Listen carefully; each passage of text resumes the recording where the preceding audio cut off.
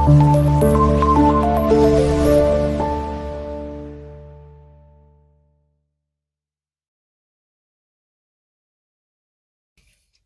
வணக்கம்.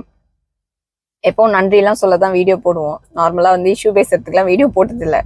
பட் இருந்தாலும் ஒரு சில இஷ்யூ பேசலாம், அதுக்காகவும் வீடியோ போடலாம். அதாவது பொதுவா அரசியலுக்கு வந்தப்போ நிறைய பேர் சொன்னாங்க, அவங்க வந்து அவங்க அப்பா அரசியல்ல இருந்தாங்க, ஸோ அதை வச்சு வந்தாங்க அப்படின்னு.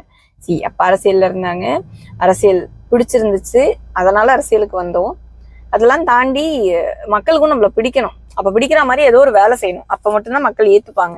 ஸோ யாராலையும் எந்த பின்புலத்தாலையும்னா புதுச்சேரியை பொறுத்த வரைக்கும்ல அரசியல் வர முடியாது. நம்ம வந்து ஒரு கட்சியில இருந்தோம், அந்த கட்சி தலைமை கட்டுப்பட்டு இருந்தோம், அதனால வந்து நம்ம மக்களாலையும் அங்கீகரிக்கப்பட்டோம் அப்படிங்கிறதெல்லாம் வேற. எதுக்கு இந்த வீடியோ பதிவு அப்படின்னா, இப்போ அந்த கட் அவுட் இஷ்யூஸ் எல்லாம் போயிட்டு இருக்குல்ல, இந்த மாதிரி கோர்ட்ல ஒரு ஆர்டர் இருக்கு, கட் அவுட் வைக்க கூடாது, அதாவது கட் அவுட் வந்து மக்களுக்கு இடையூறு செய்கிற இடங்கள்ல வைக்க கூடாதுங்கிற ஒரு அதுக்காக தான் இந்த கோர்ட் ஆர்டர்ஸ் எல்லாம். அதை நாங்க மதிக்கிறோம். அதையும் தாண்டி நம்ம எல்லாருக்குமே அவங்களோட ஃபாலோவர்ஸ்ன்னு இருப்பாங்க. அவங்க வந்து கட்சிக்காரர்கள்னு ஒரு பிறந்த நாளைக்கோ எதுக்கோ கட் அவுட் வைக்கிறப்போ அதை நம்ம போய் ஒரு அளவுக்கு மேல நம்மளால சொல்ல முடியாது. அந்த மாதிரி ஒரு சில இடங்கள்ல ஒருத்தவங்க வைப்பாங்க, அதை பார்த்துட்டு நாங்களும் வைக்கிறோம்னு இவங்களும் வைப்பாங்க, வேற கட்சிக்காரங்க வைப்பாங்க. ஸோ ஏன் அவங்க தான் வைக்கணுமா, நாங்க வைக்கக்கூடாதுன்னு இந்த ஒரு இதெல்லாம் அரசியல்ல வந்து இந்த ஒரு ஈகோ இதெல்லாம் இருக்கும், வைக்கிறாங்க. அதே மாதிரி நம்மளும் வந்து சரி கோர்ட் ஆர்டர் மதிக்கணும் அப்படிங்கிறதுக்காக கோர்ட்ல இருந்து நம்ம எதுவும் ஆர்டர்ஸ்க்கு எகெயின்ஸ்டா பண்ணக்கூடாதுன்னு கட் அவுட் எடுக்கிறோம், அனுமதிக்கிறோம். இதெல்லாம் போயிட்டு இருக்கிற நேரத்துல ஒரு 1 வீக் முன்னாடி ஒரு சம்மன் வருது. என்ன அப்படின்னு பார்த்தா அந்த சம்மன் ஒண்ணுமே கிடையாது. அதாவது ஒரு அந்த கட் அவுட் வச்சதுக்கு இவங்கெல்லாம் காரணம் சொல்லணும் அப்படின்னு. யார் யாரு அப்படின்னு பார்த்தீங்கன்னா எஸ்பி, எஸ்எஸ்பி, எஸ்ஐ, இன்ஸ்பெக்டர், அந்த மாதிரி கவர்மெண்ட் அஃபீஷியல்ஸ் எல்லாரும் சொல்லணும். கடைசியா commune panchayat commissioner, municipal commissioner, அவங்கெல்லாம் இருக்கணும் அப்படின்னு இருக்கு. கடைசியா ஒரு ஆள் இருக்கு, யாருன்னா என்னோட படம் என்னோட கட் அவுட்ல இருந்ததுனால அவங்களும் வந்து ஒன் ஆஃப் த ரெஸ்பாண்டன்ட், அவங்களும் வந்து பதில் சொல்லணும் அப்படின்னு சொன்னாங்க. ஓகே, கேள்வி கேட்குறாங்க அப்படின்னு. சரி, நம்ம யார் அதை அனுப்பியிருப்பாங்கன்னு நம்ம பார்க்குறப்போ எனக்கு வந்து ஷாக்ட். அவங்க வந்து ஒரு நார்மலான பர்சன், பாவம். அவங்க கிட்ட ஃபேமிலி நடத்துறதுக்கு கூட பெருசா கஷ்டப்படுற ஒருத்தவங்க. ஒரு ஹைகோர்ட் போறதுன்னா எவ்வளோ செலவாகும், ஒரு வக்கீல் வைக்கிறதுனா எவ்வளோ செலவாகும், இதெல்லாம் தாண்டி பண்ற அளவுக்கு இல்லாத ஒரு மனுஷன் ஏன் அவங்க பண்ணியிருக்காங்கன்னு விசாரிக்கிறப்போதான் தெரியுது என்னன்னா இதுக்கு பின்னாடி ஒரு அமைச்சர் அந்த மாதிரி இருக்காங்க அப்படின்னு சொல்லி. எனக்கு வந்து நம்ம வந்து மினிஸ்டரா இருக்கிறப்போ அவ்வளோ பிரச்சனைகள்லாம் சமாளிச்சு, அப்பா நம்மளுக்கு இந்த பிரச்சனையே வேண்டாம், நம்ம பாட்டுக்கு தொகுதியில நம்மளுக்கு மக்கள் ஓட்டு போட்டிருக்காங்க, தேர்ந்தெடுத்திருக்காங்க, நம்ம வேலையை பார்ப்போம் அப்படின்னு சொல்லி நம்ம வந்து ஒதுங்கி வரோம். ஆனா நம்ம ஒதுங்கினதுக்கு அப்புறமும் ஒரு சுயநலமா ஒரு அந்த கன்னிங்னு சொல்லுவாங்கல்ல, எதுக்குன்னா ஒருத்தர் கண்ட்ரோல்ல நம்ம வந்து வர முடியல அப்படின்னா ஒரு பொண்ணு எவ்வளோ டார்ச்சர் பண்ணுவாங்கங்கிறதுக்கு இதெல்லாம் ஒரு எக்ஸாம்பிள். ஏன்னா நானும் கொஞ்ச நாளாவே பார்த்துட்டு இருக்கேன், பயங்கர ஒரு டார்ச்சருக்குள்ளேயே போயிட்டு இருக்கு. நம்மளை டார்ச்சர் பண்ணா நம்ம அரசியல்வாதி, அரசியலுக்கு வரும்போதே நம்ம எல்லாத்தையுமே மறந்து வச்சுட்டு தான் வரோம். குடும்பமா இருக்கட்டும், நம்மளுடைய சொந்த விருப்பு வெறுப்பு இதெல்லாம் தாண்டி பொலிட்டீஷியனா பப்ளிக்கு வெளியில வந்துட்டோங்கும் போது எல்லாத்துக்கும் தான் நம்ம வந்து ரெடியா இருக்கணும்.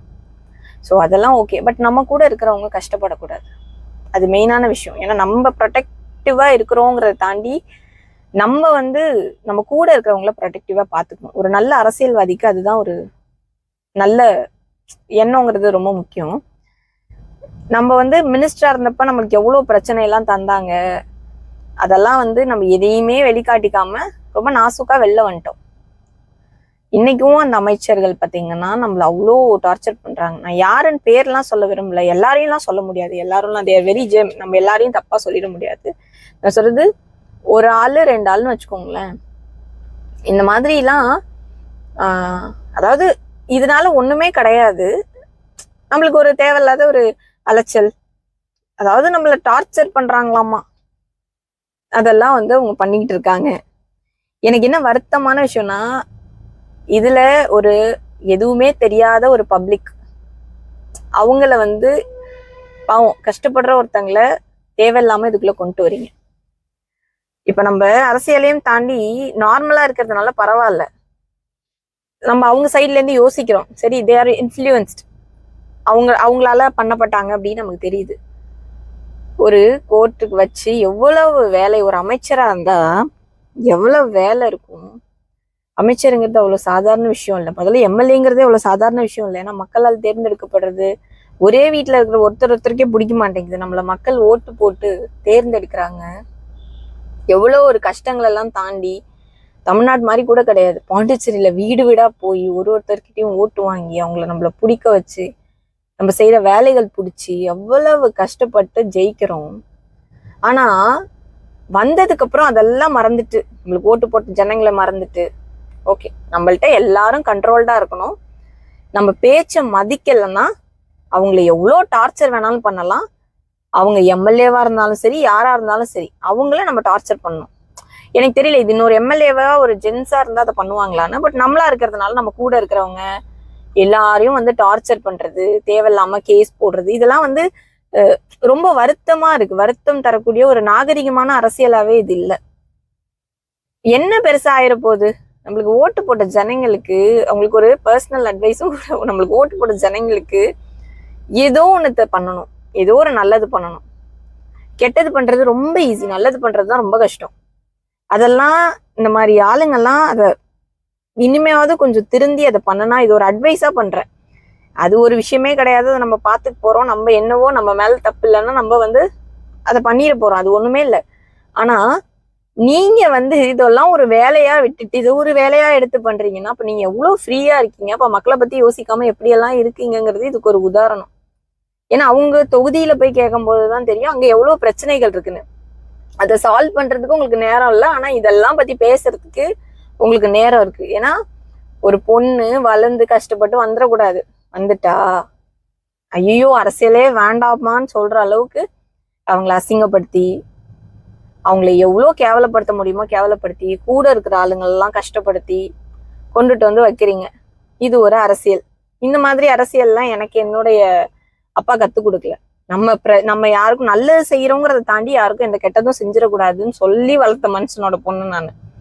ஸோ அதனால நம்மள வளர்ப்பு நம்ம அப்படி இருக்கிறதுனால யாரையும் கஷ்டப்படுத்தணும் அப்படின்னு தோண மாட்டேங்குது. இப்ப இந்த வீடியோ கூட எதுக்குன்னா, நம்ம பண்ணிட்டோம், நம்ம பண்றதெல்லாம் தெரியாதுங்கிற ஒரு எண்ணம் இருக்கும்ல உங்களுக்கு. நீங்க பண்றது எல்லாமே தெரியும், தெரிஞ்சாலுமே ஒரே ஒரு விஷயத்துக்காக மட்டும்தான் உங்க பேரை யூஸ் பண்ணாமலோ, உங்களை பத்தி நான் எதுவுமே சொல்லாமலோ நீங்க எவ்வளவு டார்ச்சர் கொடுக்குறீங்க. அதாவது வீட்டுக்கு போற வழியில இருந்து நம்மள வேவ் பாக்குறதுக்கு ஆளுல இருந்து ஒரு ஸ்பையெல்லாம் நம்மள சுத்திட்டே இருக்கும். இந்த மாதிரி ஸ்பை பண்றதுல இருந்து எல்லாமே நம்மளுக்கு தெரியும். என்னோட போனா இருக்கட்டும், அதை வந்து நீங்க என்னோட போனோட டீட்டெயில் கலெக்ட் பண்றதுல இருந்து அதெல்லாம் எப்படி நீங்க வாங்குறீங்க, மேபி நீங்க எல்லாம் கவர்மெண்ட்குள்ள இருக்கிறதுனால வாங்குறீங்க, அதெல்லாம் நீங்க வாங்குறது எனக்கு தெரியும். எனக்கு சேஃப்டியான ஒரு இடத்துல நான் இல்லைங்கிறதும் எனக்கு தெரியும். அதை விட முக்கியமான விஷயம், இதெல்லாம் நம்ம ஃபீல் பண்ணி ஒரு கம்ப்ளைண்ட் கொடுக்க போறோம், ஒரு பெரிய அதிகாரி, நம்ம அதை சொல்லக்கூடாது பேரை, அந்த அதிகாரி அங்க உட்காந்துக்கிட்டு நாளைக்கு எனக்கு ஏதாவது ஒண்ணு ஆயிடுச்சுன்னா நான் என்னங்க பண்ணுவேன்னு கேட்கிறப்ப அவங்க சொல்றாங்க, வேணும்னா ஒண்ணு பண்ணுங்களேன், உங்களோட சொத்துக்கள் எல்லாம் நீங்க வந்து மாத்தி வச்சிருங்க வேற யார் பேர்லயாவது, சேஃப் தானே. இப்ப கூட இந்த ஃபிளைட் ஆக்சிடென்ட் நடந்துச்சுல, அதுக்கப்புறம் எல்லாரும் ரொம்ப உஷாராயிட்டாங்க, யாருக்கு எப்ப என்ன நடக்கும்னே தெரியாதுன்னு ஒரு அதிகாரி அந்த மாதிரி சொல்ற. என்ன மாதிரி அவங்க இன்ஃப்ளூயன்ஸ் நீங்க பண்ணியிருந்தா ஒரு அதிகாரி இவ்வளோ ஒரு நக்கல், ஆனால் அதையும் கேட்டுக்கிட்டு நான் அப்பதான் யோசிச்சேன், ஒரு காமன் மேனுக்கெல்லாம் என்ன மாதிரி நடக்கும். நம்ம ஒரு எம்எல்ஏவா இருக்கோம், ஒரு எக்ஸ் மினிஸ்டரா இருந்திருக்கோம், ஒரு மினிஸ்டரோட பொண்ணா இருந்திருக்கோம், நமக்கே இவ்வளோ பிரச்சனைனா அப்ப அவங்க எல்லாம் எவ்வளோ மக்கள்லாம் கஷ்டப்படுவாங்க அப்படிங்கறதெல்லாம் தாண்டி தான் சர்வே ஆயிட்டு இருக்கும். ஒன்னே ஒண்ணுதான், நீங்க எவ்வளோ என்ன பண்ணாலும் என்ன பெருசாலாம் பாதிக்காது, இதுக்கு மேல இழக்கிறதுக்கு ஒண்ணுமே கிடையாது, நிறைய கஷ்டப்பட்டாச்சு, எல்லாத்துக்கும் துணிஞ்சுதான் அரசியலுக்கு வரோம். இங்க ஒன்னே ஒண்ணுதான், மக்களுக்கு நல்லது செய்யணும், பொண்ணா சாதிக்க முடியாதுங்கிறது எதுவும் கிடையாது. அதை பண்ணணும். அதை விட இப்போ வரைக்கும் உங்க பேரை நான் சொல்லாம இருக்கிறதுக்கு காரணம், நீங்க எவ்வளவு நான் மினிஸ்டரா இருந்தப்போ என்ன டார்ச்சர் பண்ணீங்க, இதெல்லாம் சொல்லாம இருக்கிறதுக்கு ஒரே காரணம் என்னோட சிஎம் மட்டும்தான். என்னோட அப்பா ஸ்தானத்துல இருக்க சிஎம், அவருக்காக மட்டும்தான் நான் யார் பேரையும் சொல்லாம இருக்கேன். அவருதான் உன்னுடைய எலெக்ஷன் வேலையை மட்டும் போய் பாரு, நீ மத்ததை எதையுமே காதுல வாங்காதுன்னு. ஆனா திருப்பி திருப்பி தொந்தரவு பண்ணிக்கிட்டே இருக்கும்போது அட்லீஸ்ட் உங்களுக்கு நீங்க டிஸ்டர்ப் பண்றது எனக்கு தெரியுதுன்னாவது உங்களுக்கு தெரியணும்ல. எவ்வளவு டிஸ்டர்ப் பண்ணாலும் தெரியாதுன்னு நினைச்சிடக்கூடாதுல்ல. அதுக்காக தான் தயவு செய்து என்னை டார்ச்சர் பண்றதெல்லாம் விட்டுட்டு போய் உங்களுக்கு ஓட்டு போட்டாங்களா ஜனங்க, அவங்களுக்கு வேலை பாருங்க, அவங்களுக்காக உழைங்க. அவங்கதான் நம்ம முதலாளி. நம்மளுக்கு ஓட்டு போட்டு தேர்ந்தெடுத்தாங்களா ஜனங்க, அவங்கதான் நம்ம முதலாளி. நம்ம முதலாளிங்களுக்கு நம்ம ஒழுங்கா வேலை பார்த்து கொடுக்கணும். அதை முதல்ல தயவு செய்து பண்ணீங்கன்னா, இல்லை என்கிட்ட பணம் இருக்கு, நான் என்ன வேணா மிரட்டுவேன், என்ன வேணா பண்ணுவேன் அப்படின்னு நினைச்சீங்கன்னா அதுக்கு நான் ஆள் கிடையாது. எனக்கு உங்ககிட்ட வரணுங்கிற அவசியமும் கிடையாது. நம்ம இப்பதான் மக்கள்கிட்ட போய் நிக்கணும். அவங்க பார்த்து ஏதாவது செய்யணும், அவ்வளவுதான். எனக்கு மித்த யாருமே இப்போதைக்கு அவசியமே கிடையாது. தயவு செய்து திருப்பியும் சொல்றேன், ஒரே ஒருத்தருக்காக மட்டும்தான் இவ்வளோ பேசிட்டு அந்த வார்த்தையை கூட சொல்லாம போறேன். அது எங்க ஐயா என்ஆர் ஐயாக்காக மட்டும்தான். அவருக்காக தான் நிறைய பொறுத்து போயிட்டு இருக்கேன். பாவம் அவரே நிறைய பொறுத்து போயிட்டு தான் இருக்காரு. பட் சொல்றேன், எல்லாம் கொஞ்சம் மைண்ட்ல வச்சுட்டு அமைச்சர்கள் கொஞ்சம் அமைதியா, கொஞ்சம் இன்னொரு 8 மாசம் தான் இருக்கு, எலெக்ஷன் எல்லாம் பார்த்தா நல்லா இருக்கும்னு நினைக்கிறேன். கொஞ்சம் மக்களுக்கு எப்பயாவது போய் நல்லபடியா செஞ்சுட்டு வேலையை பாருங்க, என்னையும் வேலை பார்க்க விடுங்க. என் நம்பி நிறைய பேர் இருக்காங்க. ஒரே பொண்ணு தான். நம்மளுக்கு குடும்பம்னா நம்ம அரசியல் சார்ந்து இருக்கிறவங்க தான். அவங்கள பார்த்துக்கிறது என்னோட கடமை. அதெல்லாம் பார்த்துக்கணும். கொஞ்சம் ஃப்ரீயா விடுங்க. தேவையில்லாத அலைச்சல், தேவையில்லாத செலவு.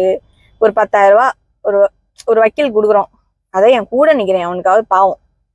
நம்ம பசங்க அவ்வளோ பேர் கஷ்டப்படுறானுங்க, செஞ்சு உதவி பண்ணலாம். படிக்கிறதுக்கு ஃபீஸ் கட்டலாம், எவ்வளவோ இருக்கு. இந்த மாதிரி நல்லதா 4 விஷயம் செஞ்சா நல்லா இருக்கும்னு நினைக்கிறேன். இதுக்கு மேலேயும் நான் இப்படிதான் பண்ணுவேன்னு இருந்தீங்கன்னா, பொம்பளைங்கிறதுனாலலாம் பார்க்காதீங்க. நிறைய பேர் எல்லா தொகுதியிலையும் பொம்பளைங்க ஓட்டு அதிகம். பெண்களுக்கு நல்லாவே தெரியும். இப்ப நான் பேசும்போது கூட நிறைய லேடிஸ் கண்டுபிடிச்சிருப்பாங்க நான் யார பேசுறேன்னு. அதனால அது நல்லா இருக்காது, பார்த்துக்கோங்க. அவ்வளவுதான். நீங்களும் வாழுங்க, என்னையும் வாழ விடுங்க. நன்றி.